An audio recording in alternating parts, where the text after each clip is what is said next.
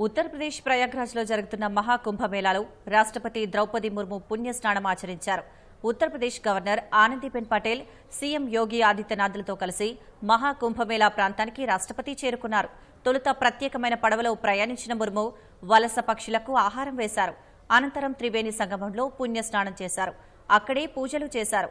రాష్ట్రపతి పర్యటన సందర్భంగా మహాకుంభమేళాలో భారీ భద్రతా ఏర్పాట్లు చేశారు.